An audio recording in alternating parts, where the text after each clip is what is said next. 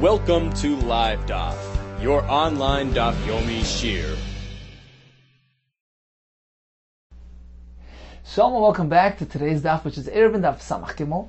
We're on the last line of Samach Beis on Beis. Said the Gemara, Rav Chizda Oiri B'Kafri. Rav Chizda ruled on a matter of halacha in the town of Kafri, B'Shnei Rav Huna, in the lifetime of Rav Huna. The Gemara is picking up the discussion we began yesterday regarding the halacha that a Talmud is meant to refrain from being Moira halacha, ruling on a matter of halacha in front of his Rebbe. Now, Tosfos here points out, based on the upcoming Gemara, that this halacha contains really two categories. There is a standard Talmud, a Talmud Muvhak, somebody who learned most of his Chachma, his Torah from this Rebbe. This was something more typically found in the time of Chazal, where they stuck with the same Rebbe throughout. So this Talmud must refrain from being Moira halacha throughout the entire lifetime of his Rebbe, whether or not he's actually in front of his Rebbe or not, because as a Talmud, he's not meant to assume this mantle of authority during the lifetime of his Rebbe. So whether it's in front of him, or shalai b'fanav, not in his presence, he cannot rule on matters of halacha. However, there's a lower level of a Talmud called a Talmud Chaver, a student colleague. So he's equal to the Rebbe in Chachma, but he learns something from him. So he needs to accord him some form of respect. He's not like a real Talmud who cannot assume an authority, can't paskin a shayla, but he must accord honor to the Rebbe. So it means in the home turf of the Rebbe, in his city, in front of him, he must not interfere with his authority, and therefore he cannot be moira halacha, rule on a matter of halacha if he's in the presence of the Rebbe. But if it's shalei b'fanav, if it's in a different location, then certainly he's allowed to proceed and rule on halacha. And this was the case with Rav Chizda, who was a Talmud Chaver of Rav Huna. So if he would have been a real Talmud, then he couldn't take the liberty to paskin even in Kafri, which was not the place where Rav Huna lived. Rav Huna lived in Papadisa. But since he was only a Talmud Chaver, he took the liberty and he was Oiri B'Kafri, ruled on a matter of halacha in Kafri, which was not the place of Rav Chizda. Rashi brings that Rav Chizda lived in Papadisa. And this was done B'Shnei Rav Huna, even during the lifetime of Rav Huna. Continues the Gemara. Likewise, Rav Amnuna, Oiri B'Charta D'Argis, he ruled on a matter of halacha in the town called Charta D'Argis. Rashi says the Charta was the name of the city. Argis was a fellow who built the city, so it was a town built by this person Argis. When did Rav Hamnuna paskin a shayla? B'shnei Rav Chizda, during the lifetime of Rav Chizda, because Rav Hamnuna as well was a Talmud Chaver of Rav Chizda. Therefore, as long as it was not in his presence, he was allowed to rule on a halacha. Continues the Gemara. Ravina sar sakine b'Bavel. He checked a knife, a shchita knife, in Bavel. Let's take a look at Rashi. The second line from the top. Ravina sar sakine badak sakin l'tabach. He checked the shchita knife for the sheichet. Now, one is meant to show the knife to the Rav of the city. V'lo amru laharis sakin l'chacham, elo pnei kvoida shel chacham. So one is meant to check the knife prior to shchita.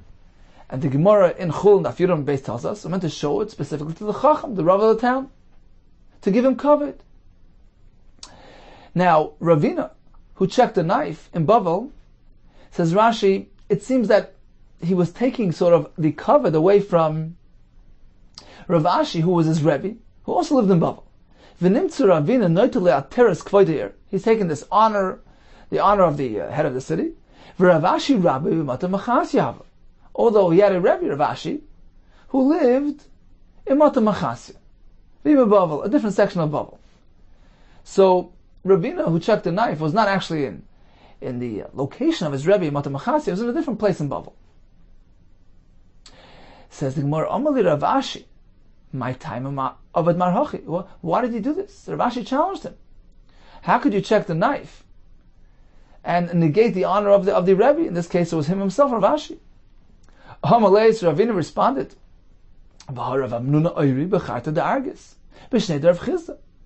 we found that Rav Hamnuna did rule on a halachic matter in the town of Charta Dargis in the lifetime of Chisda because it was Shalei B'fanav. It was not in his presence. So likewise, what I did was not in your presence. So the Rashi responded, actually the correct version of the events was Lo Yori. Lo Yori Yitma. We learned that he did not rule. Meaning Rav Hamnuna did not issue a ruling, even though he was not in the presence of Rav Chisda. Amar Lei, so Ravina responded, look, Itmar Oiri, we have one version of events that he did rule. Itmar Lo Oiri. We have another version, the one that you mentioned, in which case he did not rule. So it seems to be a contradiction. Apparently, the proper resolution is as follows. Bishnei de Rav Huna Rabbi Huda Lo Oiri. In the days, the lifetime of Rav Huna, his Rebbe, he didn't rule. Why? Because Rav Huna was his real Rebbe. And since he's a Talmud Muvak of Rav Huna, he did not allow himself to issue a halacha during the lifetime of his Rebbe, whether or not he was in his presence. Because a Talmud Muvak is not meant to assume the mantle of authority. He's a Talmud. And therefore he cannot rule regardless of the location. So that explains the version that says that Rav Hamnuna did not rule on halacha. The other version where he's described as, yes, issuing a halacha, v'oiri b'shnei de Rav Chisda. During the lifetime of Rav Chisda, he did rule. As is the version we had in the Gemara earlier, that he ruled a halacha matter in Charta Dargis during the lifetime of Rav Chisda, because it wasn't in his presence. So he didn't hesitate, although it's during his lifetime. Why the Talmud Chaver de Le'ava? Because he was a Talmud Chaver of Rav Chisda. So Rav Hamnuna was a Talmud Muvak, a true Talmud of Rav Huna. Therefore, during the lifetime of Rav Huna, he totally refrained from being Meira Halacha, even if it was Shaloi B'fanav. Whereas during the lifetime of Rav Chisda, after Rav Huna's passing, during the lifetime of Rav Chisda, in this case, he took the liberty because it was not in his presence, because he was only a Talmud Chaver of Rav Chisda. He needs to be careful in front of him. But Shaloi B'fanav, it's okay. So that must be the pshat to reconcile the two versions of events. Based on that, continued Ravina, and he said like this, Vano Nami, and myself, I too, Talmud Chaver de Marna. I'm merely a Talmud Chaver of you, of Ravina, of Rav Ashi, I mean. And therefore, certainly in your presence, I have to be extra careful, but what I did was not in your presence. It was in a different location. Therefore, I'm allowed to rule a halacha. I just can't interfere with your home turf. Therefore, what I did was fine. Continues the Gemara. Amar Rav, getting back to the concept of checking the shchita knife prior to shchita, Rashi explained that the Chacham required the sheikha to show it to the Chacham, to give him kavod, to establish his authority. Amar Rav, tzur b'rabban a Talmud Chacham chazil nafshei. He's allowed to check his own knife prior to shechting his own animal. It's his own personal thing. And therefore, just as he can personally conduct himself according to his own halachic rulings, he doesn't need to go to the Rav. If he knows the halacha, he can follow it. Likewise, he can check his own knife. It's his personal matter. It's not considered to be a negation, a public negation of the Rav's authority. Continues the Gemara, Ravina ikla l'machoyza. Ravina came to the town of Machoyza, which was the town of Rav. I see ushpiz chane sakina. So his host brought him a knife that he was going to use to shecht an animal, and he was showing it to Ravina, so he can check it for him prior to the shechit. Amar lei, so Ravina responded, Zilan Taila Rava. Go and bring it to Rava, who is the chacham of the city. I can't check the knife for you. Amar lei, so the host responded to his guest. He says, Lo savar lo mar hada amar Rava. Do you not agree with Rava's statement? Rava himself said, Tzur b'rabban chaz nafshei. A Talmud Chacham could check his own knife. So a layman who can't check his own knife, he's going to have somebody check it, sure. You have to show it to the Rav. But a Talmud Chacham who has the ability to go check his own knife, he can do so without showing it to the Rav. So why can't you check the knife without going to Rav? Amar lei, anam mizban zavina. So Eruvin says, look, if it's my own private animal, yeah, it's my own private business, but this is your animal. I'm your guest. I'm going to be purchasing the meat from you. I'm here for pay. It's a commercial enterprise here. Therefore, it's not considered like my private animal, like my private personal affairs. If I were to check your knife for you, I'm going to be negating the covet of the Rav, of Rava. Therefore, you must go show it to him. Continues the Gemara. Rabbi Lazar Magronya, so that was his name. Rabbi Abba Bar Tachlifa. So these two, Iklu Rav Acha Bredav. They visited the home of Rav Acha Bredav, because he was their host. Ba'asrei, the Rav Acha Bar Yaakov. And this was in the city of Rav Acha Bar Yaakov, who was the Chacham there. He was the Rav. So what happened? Boy Rav Acha Bredav Ika. So the host wanted Lemeved Igla Tilsa, to prepare for them a high quality calf. What is Igla Tilsa? Rashi will explain for us. Isis Akina v'kol machvilu. So he brought along the knife and showed it to him, so they can check it for him. Amar lo Rav Acha Bar Tachlifa. So Rav Acha Bar Tachlifa, who was one of the two guests, he turned to him and he said, should we not be concerned about the honor of Saba, the elder, the Chacham, who was Rav Acha Bar Yaakov? We have to show it to him. Amar lahu Rav Elazar Magrunya. So the other guests, Rav Elazar Magrunya, responded to them, Hachiyam Rava. Isn't this what Rava said? Sur b'merabban chaz nafshay. A Talmud Chacham could check his own knife. There's no need for us to trouble ourselves to go show it to the Rav. Chazi v'yanish Rav Elazar Magrunya. So Rav Elazar Magrunya proceeded to check the knife, and he was punished. Says, what did he do wrong? He was following proper procedure. Didn't Rava say that a Talmud Chacham could check his own knife? Shani Hassan, there it was different. Because they began discussing the covet of Rabbi Acha Bar Yaakov. Should we show it to him? Should we not show it to him? So once the subject was brought on the table, so when Rav Elazar Magrunya proceeded to check the knife, he was ignoring the topic. He was kind of negating the covet of Rabbi Acha Bar Yaakov.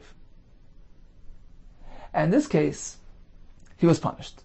So if it wouldn't have been brought for conversation, yeah, he could have checked the knife. But once it became a topic of discussion, it seemed like he was negating it by ignoring it and proceeding to check it himself. As a result, he was punished. Another pshat, Shani Rav Acha Bar Yaakov the muflik. It's different because Rav Acha Bar Yaakov was muflik. He was extra old, extra chacham, and in that case, even a Talmud Chacham should go show him the knife. He deserves extra honor. Let's take a look at Rashi inside. So it's about 17 lines from the top, beginning with the words Egla Tilsa. So there were two guests who came to this home, and he wanted to offer them an Egla Tilsa, this calf. What does Tilsa mean? Gadol Shlish, which has grown to a third of its size, of its maturity. At that point, it is at the highest point of quality. Be'ikar tam basari. That's the time when the flesh has the best taste, because it's not a magadan oisan ashiyu mishaloshin, and to raise it until that point. Varmina nami moiser shlish v'scharcha al urchib al shlish. It is common to raise the calves up to that point when it is considered to be at its point of highest quality. Lish nachrina, another pshat, shlish lebeten. It was a third born calf, so the third born by his mother. The kashali. Rashi finds this difficult. Ha da amar ba'alma, because the Gemara elsewhere in Sanhedrin which says like this: Rav Chanina, Rav Oishia have asku b'sevi yitzira. They were involved in learning sevi yitzira, Kabbalah, right? V'chol mali Shabbasa, ivri lehu igla tilsa. Every Erev Shabbos was created for them a igla tilsa. They had it the covered Shabbos. Through their involvement in learning and discussing Sevi Yitzir.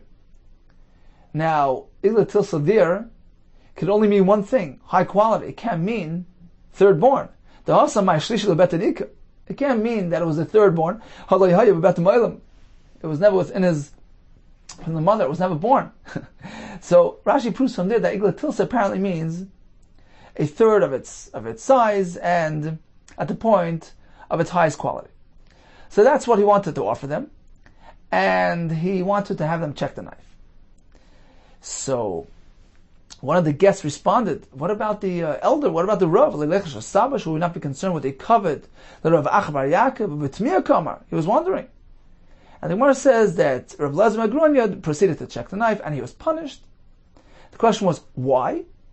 So the first answer was, Das Chil B'Kvoide. Me'achar shenemar loy the nechel shel Saba. Since he was told, it was suggested to him, let's take into account the honor of the Saba, of the elder Rav here. They began discussing and getting involved in the concept of honoring the Rav. He shouldn't have ignored it and negated it. By saying another pshat, he was very old and a great chacham, so a person of such great stature cannot be ignored, and they should have gone and showed him the knife. Continues the Gemara. Amar Rava, despite the fact that we just said that a Talmud is not meant to rule on matters of halacha in front of his Rebbe, but there are some exceptions. If the point is to prevent somebody from doing an isser, even if it's in front of his Rebbe, that's okay. Let's take a look at Rashi, right off to the right side. Says Rashi, Ra Talmud, let's say this Talmud sees a person, Adam, who's about to do an Avera. And whose Rebbe who happens to be there is keeping quiet for some reason. In that case, the Talmud can take initiative. Mutal Talmud likfoitz v'ligerboy can jump ahead and raise his voice and prevent him from doing this. Why is this different? The Gemara soon will explain. Continues the Gemara. Ravina v'Yosef kamed Rav Ashi. It was an incident where Ravina was sitting in front of Rav Ashi, who was his Rebbe, as we mentioned earlier. Chazia lo gavra. So Ravina, who was the Talmud, noticed his fellow, the ka'asel el-chamrei, bid sinsa b'Shabbat. He was tying up his donkey around a palm tree. One is not meant to use a tree on Shabbos, might pull off a branch. He's doing an isr. Rama bei kala. So Ravina raised his voice at him, and the fellow ignored him. Omar le, so Ravina said to this fellow, this person should be in shamta, a form of cherem nidui. So he ruled on a matter of halacha in front of his Rebbe. Omar le, so Ravina asked Rav Ashi, this type of behavior that I just exhibited, does it appear like afkirusa, meaning like negation of your honor? Amar le, Rav Ashi said, certainly not. I agree wholeheartedly with what you did. The pasuk says, Ein chachma, vein tfuna, vein eitza neged Hashem. What do we learn from there? The concept of chachma, of wisdom, of tfuna, of understanding, eitza, a person who's an advisor. All these people of high stature don't have a place leneged Hashem when it's in reference to Hashem's honor. Kol makam sheish b'chil Hashem, any situation which involves a potential chil Hashem, ein cholkin kavod l'Rav. We do not grant respect to the Rav. You did very well by taking initiative and trying to control the situation, a situation where a person was about to do an avera, which is a chil Hashem. Now, actually, Tosfos earlier mentions that this whole concept of a Talmud refraining from issuing a ruling on a matter of halacha is only if it contains two elements. Number one, that it's halacha l'maisa. So somebody approaches the Talmud regarding a practical matter. So the Talmud is not meant to advise him how to proceed, but if it's just discussing learning, having a learning discussion, and the Talmud will say, look, it appears to me like this sheet is the correct one, that's okay. That's not considered to be an affront to the Rebbe's authority. Number one. Number two, says Tosfos that, let's say this person approaching the Talmud knows that this is a known halacha. He asks him something which is so obvious, everybody knows. He just wants to, he happens not to know. So that's okay. It's only a concern when it's a dvar chiddush, something which to the petitioner appears like something original, something new, something which is not really commonly known. In that case, it's viewed like a halachic ruling. He's giving respect to the Talmud, who's going to issue a halachic ruling here. In this case, it's considered to be an interference with the Rebbe's authority. So both of those elements need to be present in order for it to be a concern for the Talmud to be Moira halacha. Okay, and now we have another exception, which is to prevent an Isser from happening. There's no concern of it covered Rav. Continues the Gemara. Amar Rav, b'fun of Aser v'chayv mis. So if a Talmud is Moira halacha in the presence of his Rebbe, it's Aser, and not only is it Aser, it's chayv mis. Chayv mis b'dei shemayim. He's negating the entire system of the transmission of Torah, which is meant to come from a Rebbe to a Talmud to the next Talmud. So if one interferes with the authority of a Rebbe, he's negating the entire system that we have, our whole tradition of the Masorah, of the transmission and the handing down of Torah, and the result of that is chayv mis. But that's only if it's b'fanav. Not only is he assuming the mantle of authority, but he's actually directly confronting the Rebbe. He's negating in his presence. But if it's shaloi b'fanav, if it's not in his presence, Aser. In this case as well, the Talmud, we're speaking about a true Talmud, he's not allowed to rule on matters of halacha. But in this case, it's not so terrible as if it's b'fanav ein chayv misa, it doesn't involve chayv misa. Says the Gemara, shaloi b'fanav loy? Is that the case that if it's shaloi b'fanav, there's no misa? V'atanya, we learned in the Brayso. Rabbi Yehuda Kessler, loy meisu b'nei Aaron. You know why the two sons of Aaron passed away? It was only because because they issued a halachic ruling in front of Moshe the Rebbe. My drush. What drasha did they say? What halacha did they teach in front of Moshe? The pasuk says, "V'nosnu b'nei Aaron hakoyin eish al mizbeach." That the b'nei Aaron are meant to place an eish on the mizbeach. Now we know that there was already a heavenly fire present on the mizbeach hachitzin. Nevertheless, the Torah seems to indicate it's not enough. The kohen is meant to contribute additional fire, worldly fire, earthly fire. Amro, they said like this: Afal pisha ish, you read this min hashemayim. Although the fire comes down from heaven, mitzvah lahav min hedyet. We're meant to add our personal fire to it. So this was a halacha that they dictated in front of Moshe, and that's why they were deserving of misa. The Mashal points out that indeed the wording in the pasuk is indicative of this, because the pasuk says that the Bnei Aaron brought Eish Zara Asher Lo Tziva Oisam. What does Eish Zara mean? A strange fire.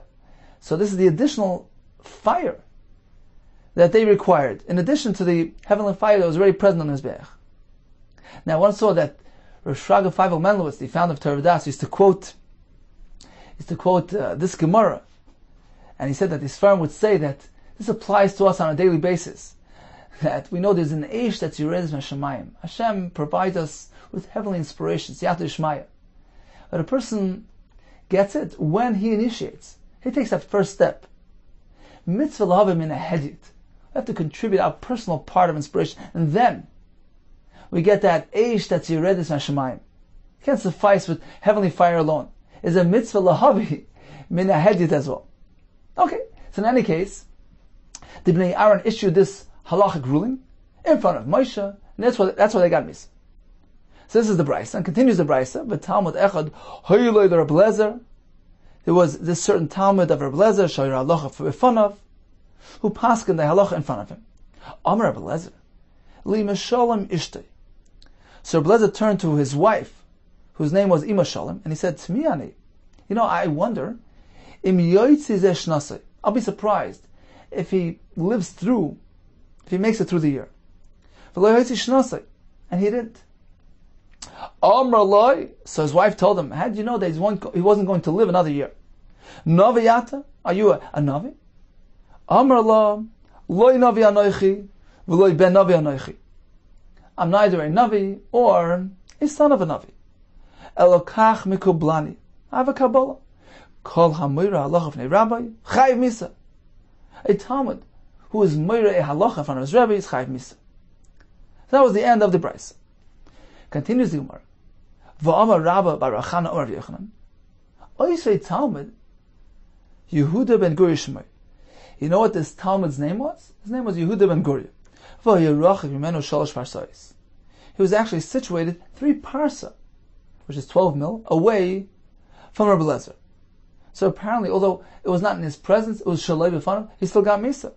This seems to be a kasha. Rava tells us that only if the Talmud is moira halacha b'fnei Rabbi, he gets misa. In this case, he was so far away, it wasn't b'fanav.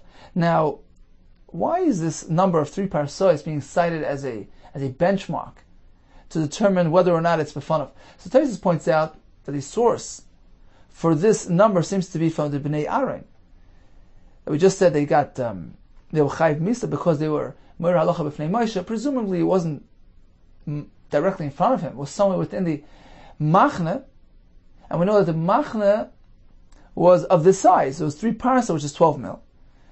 And we see that they were liable to misa. So we see that anyway within this vicinity, 3 parsa is still considered to be home territory, the home turf of the chacham, of the rav, of the rebbe, and it's considered to be b'fanav. But in any case, Rabbi Chana tells in the name of Yechna that this Talmud, who was chayiv misa, was far away from his rebbe. So we have a kasha on Rabbi, says one b'fanav hava. Actually, the halachic ruling took place in front of his rebbe. He actually resided 3 paras away, but the story itself, the moira halacha, took place in front of him. Says the Gemara, "V'harachik menu shalosh parasas kama." Rabbi Rachana tells us he was 3 paras away from Rabbi Lezer. Now, apparently, it was pertaining to the story. It was within the context of the brisa here, meaning he's trying to teach us something, that the halacha took place 3 paras away. Why would he just be telling us about his place of residence, which is irrelevant to the matter at hand? According to you, Shmoi b'shem aviv lama. Why did he have to go into such great extent to relate his personal information, his name, his father's name? There's a purpose to that. Now, one shouldn't think that it's just a mashal, a metaphor. It didn't actually take place. That's why he needed to inform us his personal details, his name, his father's name, and the place where he resided. But really, it's just his place of residence. The actual halachic ruling took place in front of Rabbi Lezer, meaning within 3 parsa vicinity, which is considered to be b'fanav, and that's why there was misa, and this is consistent with Rav. Continues the Gemara. Amar Rab Chia bar Abba Amar Yechon. Kol ha'moira halacha v'nei Rabbi, roi lakisha nachash. If one rules on a halachic matter in front of his Rebbe, he is deserving of being bit by a snake. Why specifically a snake? Mashal says because who was the first creature who defied his Rebbe? It was the Nachash, way back. When he negated Hashem's words, he told Chava to eat the Eitz Hadas. So he was the first one who negated the covenant, the authority of his Rebbe. Says the Mashal, it's midah keneged midah, measure for measure. A person who behaves himself in this manner, who negates his Rebbe, Roy Lakisha Nachash, is deserving to be struck by a snake who embodies this type of behavior. Shenemar, where do we find this connection to a snake? Vayan, Eliu and Brachal Abuzi Vayim Etzar and Eliyam, I'm too young. Al Ken Zochalti, I'm afraid to voice my opinion in front of the elders. Uksiv im Chamas Echli Afer. So he employed the term of Zachalti, and we find elsewhere that Zechli Afer, these crawling creatures, these snakes. So apparently Zachalti is indicating that the suitable punishment for this type of behavior, for defying your Rebbe, is the Zechli Afer being bit by a snake. Ziri Amar Reb Chanina Nikra Chayte. He's called a Chayte Shnemar. This is by David HaMelech. He says, Belibi Tzafanti Rasech. Hashem, I've kept your words, your halacha within my heart. So the halachic rulings I've kept within. I haven't advertised them. Why? Leman le'ech talach. So I shouldn't be considered a chayta to you. Meaning, in the presence of a Rebbe, when it was inappropriate, I didn't want to go ahead and teach your Torah. So we see that otherwise, he's called a chayta. Rav Avnuna Rami, he had a contradiction regarding David HaMelech himself. One pasuk says, Ksiv belibi tzavanti rasech, I've kept your words within me. Uksiv bitzati tzedek b'kol rav.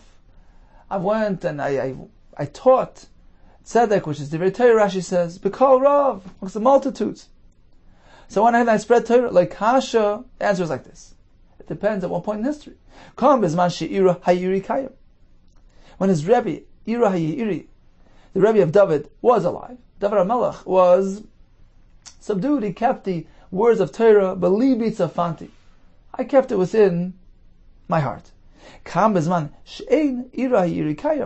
other pasuk which describes David HaMelech as teaching Torah to the multitudes is after Ira Hayiri's passing, when he was no longer alive. Amar Rabbi Abba Bar Zavta, if one decides to grant all his matnas kahuna, his truma, his everything else, to one kohen, he has his favorite kohen, who he gives everything to, doesn't distribute it to others. Maybe Rav La'olam. This results in him bringing a famine to the world. Shnema ira yiri, hayu kohen leDavid. So he was a kohen to David. What do you mean to David? LeDavid will have a kohen. He was only a kohen for David, l'ka'am aloi, and not to anybody else. What does that mean? Was he or wasn't he? Ella, rather, it means like this: that David HaMelech would specifically send all his matanis to Ira Hayiri. See, he was his designated kohen. And what was the result? Ksiv Asrei, it says afterwards, Vahirav made David. There was a famine. So this was a result of showing favoritism to a specific kohen. Getting back to the Talmud, who is being moira halacha from a rabbi, says Gemara Blaza Omer Marid Noisim Tulasa. From Shamayim they remove him from his place of stature, from his place of greatness. Shenemar Vayomer Elazar Kohen Lashat Tzava V'Goymer. So Elazar Kohen announced to the soldiers there when they came back from the war. He says, Hashem told Moshe all these halachas regarding Hag'olah, Hatakasha, the Kalim that we got from the Goyim. Now, he dictated the halacha, but he was very careful. Afagav de Amalu. Although he told him, he prefaced it. He said, "La'achi Abba tziva, v'yis tziva." Hashem instructed these halachas to Achi Abba, the brother of my father, who was Moshe, the brother of Aaron, his father. So he specifically attributed the halacha to Moshe. He didn't take the credit for himself. Nevertheless, since he taught these halachas in the presence of Moshe, he was punished. What was his punishment? He was removed from his position. The pasuk in Sefer Midbar describes Yeshua as one who is going to have to, in the future, use Elazar Kohen's services to ask him about the Urim V'Tumim question and matters of halacha. So apparently Elazar Kohen was destined for a position of authority and greatness in the future. However, it didn't pan out. We don't find anywhere that Yeshua needed his services. So apparently, this position of authority and greatness was eliminated, was prevented from, because of him issuing the halacha b'fnei Rabbi. Omar B'Levi, called the Moisef Mila Kamei Rabbi, one who responded to halacha in front of his Rebbe, Ozel L'Shoil, B'Loi Vlad. He will pass on without any Vlad. The Maharsha says that it means specifically a Vlad Zocher. Shenemar, where do we find this concept? Vayan Yeshua benun Mishoris Moshe Bachura Vayomer Adoini Moshe Kloim. So this was when elder Demeded were prophesying, and Yeshua responded to Moshe, says, Adoini Moshe, my master Moshe Kloim, lock them up. This is the way he meant to respond. So he got involved. He issued a ruling in front of Moshe. And what is the result of that? He didn't have any sons. Uksiv nun b'nai. This is the pasuk in Divrei Yamim, describing the grandfather of Yeshua, and it says Nun b'nai. His son was Nun, and the son of Nun, Yeshua b'nai. He had a son Yeshua, and the pasuk just stops there. There was no continuation. Apparently, Yeshua himself had no sons. Continues the Gemara. Upliga de Rab Abba Rapop. This contention that the Einish, that Yeshua didn't have any sons, was as a result of him being Moira Halacha Fnei Moshe, is in dispute of Rabbi Abba Papa, who has a different account of things. The Rabbi Abba Papa, Lo Yinena Yeshua, El B'Shvil Shebitel Yisrael, Laila Achas, Mipirya V'Rivya. You know why Yeshua received this punishment? That he had no sons? It was as a result of something else, that he caused Klal Yisrael to be bottled, to refrain from the mitzvah of Puravu for one night, as the Morris will explain for us how that happened. And that was the punishment that he received on account of that. Now the Mashal points out that it's brought down in Taisvis, based on the Gemara Megillah, that he had daughters, but he didn't have sons. So he himself was never Makayim, the mitzvah of Puravu, which requires one to have a son and a daughter. And this was an einish for him, preventing Klal Yisrael from the mitzvah of Puravu, and this was Midah Keneged Midah. Where do we find that happened? Shenemar. This was when they laid siege on Yericho.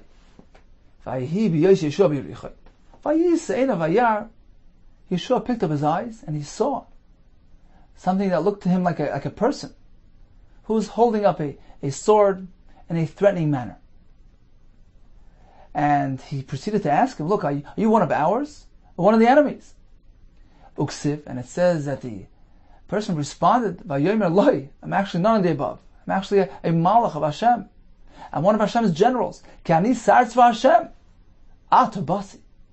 I came on account of something wrong that's taking place now, to give einish as a result. And he explained as follows. There were two things that went wrong. Yesterday, towards evening, you were vatal, you neglected to bring the carbon, Tamid Shvin Arbaim. And now, during nighttime, which is not really a time when you're actively engaged in war, you were vatal Talmud Torah. Why didn't you engage in Torah study? So two things went wrong. So now Yeshua wanted to know, okay, but which is the primary one? Which is, on account of which deficiency are you coming to offer einish? On account of which one of those did you come? I came on account of what's taking place now, namely Bittul Torah. So Yeshua accepted it, and immediately, meaning during the war, immediately following this one, when they laid siege on the town of Ai, what does the pasuk say? Miyad. Vayelech Yeshua b'layla hu b'seich ha'emek. What does that mean? Rabbi Yehuda Melamed, this teaches us shahalach b'umka shel halacha, that Yeshua immersed himself into the depths of halacha during nighttime of that war. This was a tikkun. This rectified the deficiency that took place earlier, the neglect of Torah. Okay, so this was the account that took place there between Yeshua and the Malach. Now, what pertains specifically to us, where do we find that Yeshua caused Klal Yisrael to be bottled from Piri v'Ribya for one night? So we have one more link here. Ugmiri, and we learned the Kolzman she'aron shchina shrin shleim kaiman. As long as the Aron and the Shechina that's connected to the Aron are located out of their designated location, out of the Kodesh HaKadoshim, out of the Mishkan, Asurin b'tash mishamita. Klal Yisrael must refrain from tash mishamita. The Aron, the Shechina is an embodiment of the zivug, of the intimate connection between Hashem and Klal Yisrael. The Gemara Newman describes the Kruvim as hugging each other like the Isha. This is the source of the concept of the zivug, and by extension, tash and shamita amongst Klal Yisrael. So this is only allowed when the Aron and Shechina are in their place. But otherwise, such as in this case, when the Aron was accompanying Klal Yisrael during the war, as Taisa explains, that generally speaking, actually it wasn't that Aron that came along. It was the Aron Shel Eitz, which had the broken luchos. But for some reason, Taisa says that there was a specific tzibur here. Hashem instructed them this time to bring along the golden Aron from the Mishkan, which contained the regular luchos. So this is the Aron, the Shechina, that is being referenced in the Gemara, which, when found out of place, would prevent Klal Yisrael from Tash Shamita.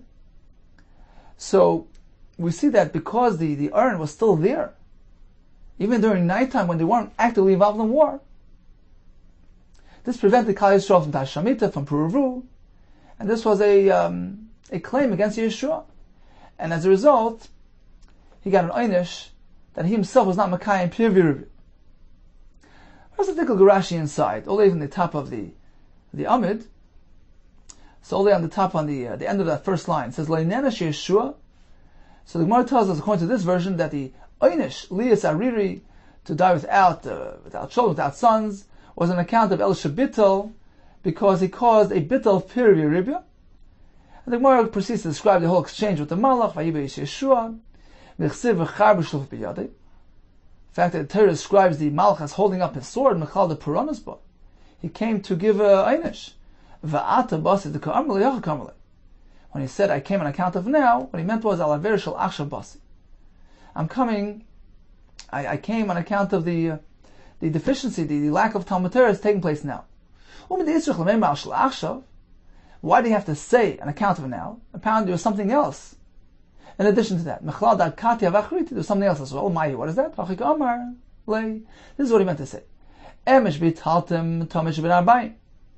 he told them as follows. Yesterday you mevatel the korban.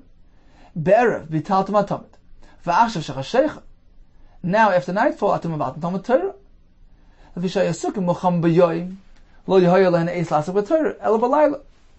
Since they were actively involved in war during daytime, the only time they had available was at night. And that's why he was giving him that teichacha. Says Rashi, how do we know from the pasuk itself that, how do we prove this, that his primary concern was the Torah? Says Rashi, we see from the whole story, from the developments later on, that the primary concern was Torah. Because the pasuk describing the following war says, so apparently the Torah here is highlighting the fact that he rectified the neglect of Torah.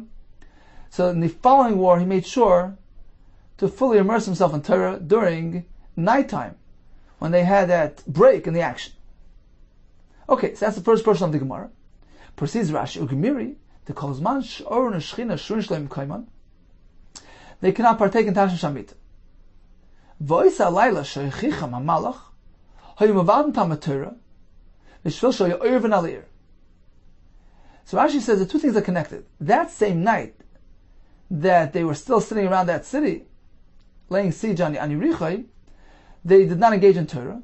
That's number one. Number two, and they neglected to bring the Aron back to its place, Begilgal, where the Mishkan was. And that was the night that Klal Yisrael was prevented, was bottled from Periviribia. And the Gemara says that was a tain against Yeshua, and he was punished as a result. So we have two versions regarding the basis, the reason for Yeshua's einish. One was the Periviribia, and we have the other version, back in Amman Aleph, which attributed to the fact that he responded halachically in front of Moshe. Continues the Gemara.